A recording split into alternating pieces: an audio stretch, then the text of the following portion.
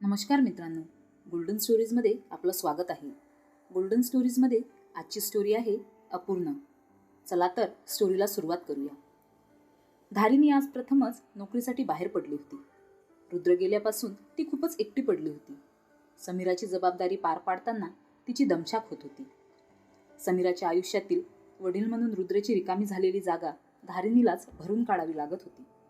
नोकरीमुळे तर धारिणीचे प्रश्न अजूनच वाढले. पण घरात बसून किती दिवस निघतील? त्यामुळे धारिणीसाठी नोकरी ही गरज बनली होती. एका हॉटेलमध्ये रिसेप्शनिस्ट म्हणून तिला जॉब मिळाला. पण रोजच रेल्वेने अपडाऊन हा सर्वात मोठा प्रश्न तिच्यासाठी होता. कारण सवय नव्हती त्या गोष्टीची. पहिल्या दिवशी धारिणी तिचा भाऊ सारंगसोबत आली. सारंगने त्याच्या मित्राशी तिची ओळख करून दिली. ताई, हे सर्वजण तुला मदत करतील, कुणालाही हाक मार. नक्कीच, टेन्शन नका घेऊ मॅडम तुम्ही. घोडक्यातून एक आश्वासक आवाज आला. ताई, हा मंदार शेटे. हा आणि तू सोबतच उतरणार आहात. संध्याकाळीही हा तिकडून तुझ्यासोबत असेल. तर मग मी निघू आता? हो, निघ, धारिणी नाराज होऊनच म्हणाली. 2च मिनिटात ट्रेन आली. धारिणी लेडीज डब्यात चढण्याचा प्रयत्न करत होती. सारंगचे सर्व मित्रही त्याच डब्यात चढले. अहो, हा लेडीज डब्बा आहे ना? मग तुम्ही सगळे याच डब्यात कसे? अहो मॅडम, आम्ही रोज इथेच असतो. आपल्या गावाकडच्या ट्रेनमध्ये सगळं चालतं. ही काय मुंबई थोडीच आहे, मंदारच परत बोलला. धारिणी आता गप्पच बसली. मनातल्या मनात तिचा दिवस चांगला जावा असा विचार करू लागली. सावरगाव येताच धारिणी आणि मंदार ट्रेनमधून उतरले. चला मॅडम, मी सोडतो तुम्हाला हॉटेलला. नाही, नको, उगाच तुम्हाला कशाला त्रास? अहो, त्यात कसला त्रास? तुम्ही सारंगच्या बहीण, सारंग माझा चांगला मित्र, सोडतो मी तुम्हाला. धारिणीचाही पहिलाच दिवस होता. ती सुद्धा घाबरलेली होती. मंदारमुळे थोडंसं हलकं वाटत होतं म्हणून ती सुद्धा मंदारच्या गाडीवर बसून गेली. दिवस चांगलाच गेला. संध्याकाळी रेल्वेत पुन्हा ती मंदारला भेटली. काय मग, कसा गेला आजचा दिवस धारिणी? सॉरी हां, मी जरा पटकनच एकेरीवर आलो.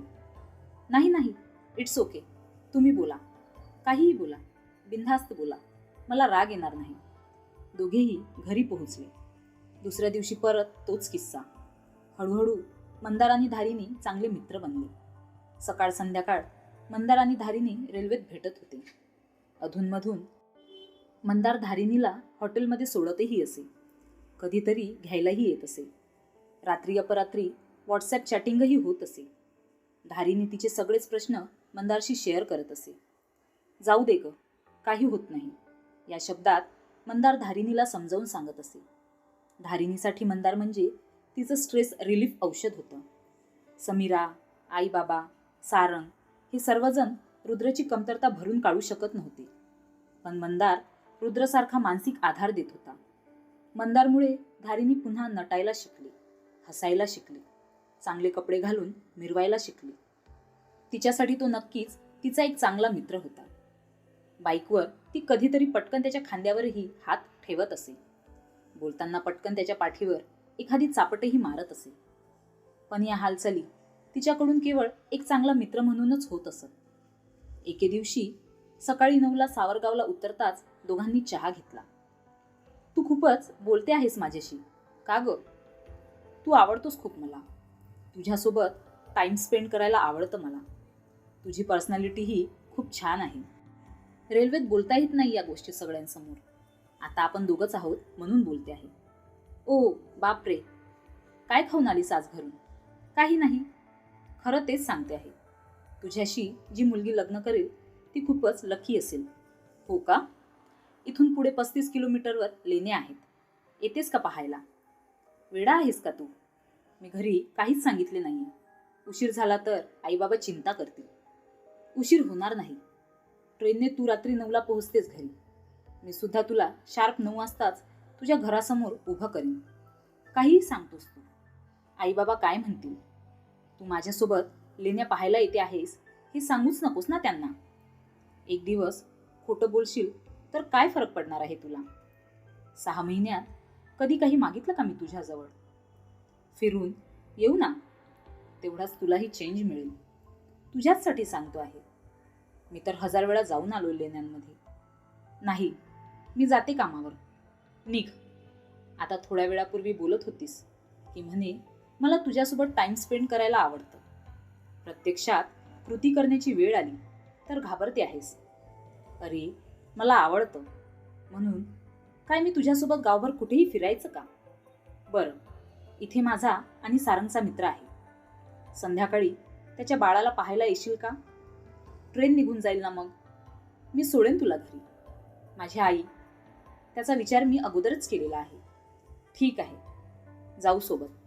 धारिणीने केवळ मंदार नाराज होऊ नये म्हणून होकार दिला. जरा 1 तास लवकर निघास, म्हणजे घरी जायला उशीर होणार नाही तुला. हो रे बाबा, प्रयत्न करेन. मालकाने सोडायला हवं ना. 1 दिवसही माझ्यासाठी लवकर येऊ शकत नाहीस का तू? संध्याकाळी येते ना मी तुझ्यासोबत. अजून काय पाहिजे? निघते मी, उशीर होतोय.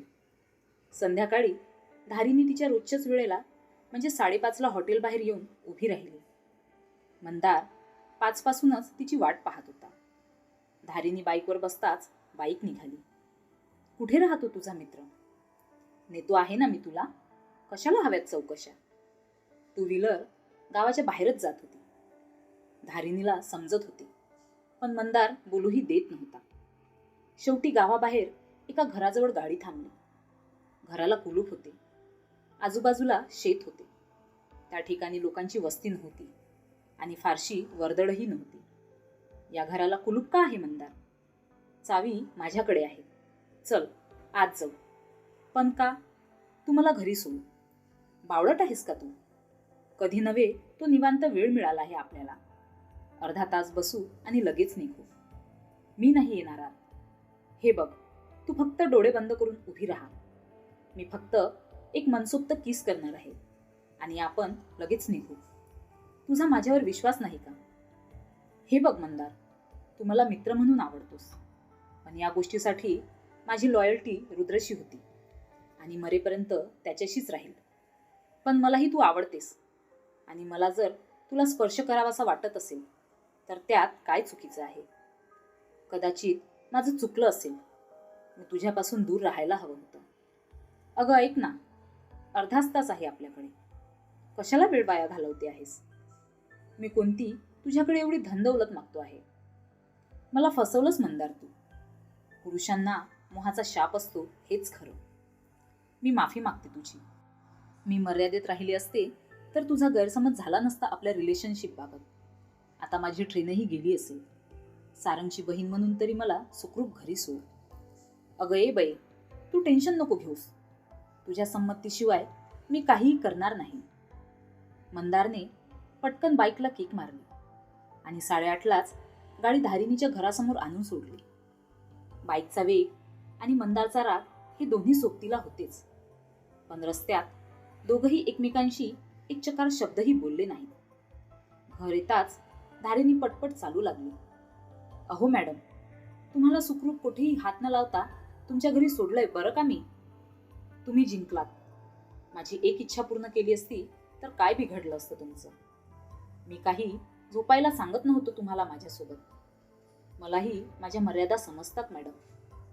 हे बघ मंदार, प्लीज तू या ॲटिट्यूडने माझ्याशी बोलू नकोस. संस्कार नावाची ही काही गोष्ट असते की नाही? या गोष्टीसाठी माझं मन कधीच तयार होणार नाही. तुझ्यामुळे मी रुद्र गेल्यानंतर पुन्हा जगायला शिकले. पण तुला तर माझा स्पर्शच हवा असेल तर मला कधीच भेटू नको. एकीकडे म्हणतेस तू मला आवडतोस. अगं वेळे, स्पर्शातूनही प्रेमच व्यक्त होतं ना. मंदार, एकमेकांबद्दल फील करणं वेगळं आणि स्पर्श करणं वेगळं. माझ्या शरीरावर रुद्राचाच हक्क होता आणि राहणार. तू जे सांगतोस ते माझ्या नीतिमत्तेत बसत नाही. माझी विचारसरणी अशीच आहे. पुन्हा विचार कर माझ्या बोलण्यावर. मी वाट पाहीन तुझी. मंदार, अरे यावर्षी तुझं लग्न होणार आहे. तुझ्या बायकोला कोणत्या तोंडाने भेटणार आहे मी? तू माझा मित्र आहेस आणि कदाचित मित्रापेक्षाही जास्त आहेस. पण प्रत्येक गोष्ट पूर्ण व्हायलाच पाहिजे असं नसतं मित्रा. त्यामुळे आजपासून मी तुला कधीच त्रास देणार नाही. आपण यापुढे कधीच भेटायचं नाही. माझ्यामुळे तुझं मन दुखावलं गेलं म्हणून मला माफ कर. तर मित्रांनो, तुम्हाला ही स्टोरी कशी वाटली कमेंट करून सांगा. अशाच नवनवीन स्टोरीसाठी व्हिडिओला लाईक करा, शेअर करा आणि चॅनलला नक्की सबस्क्राईब करा. धन्यवाद.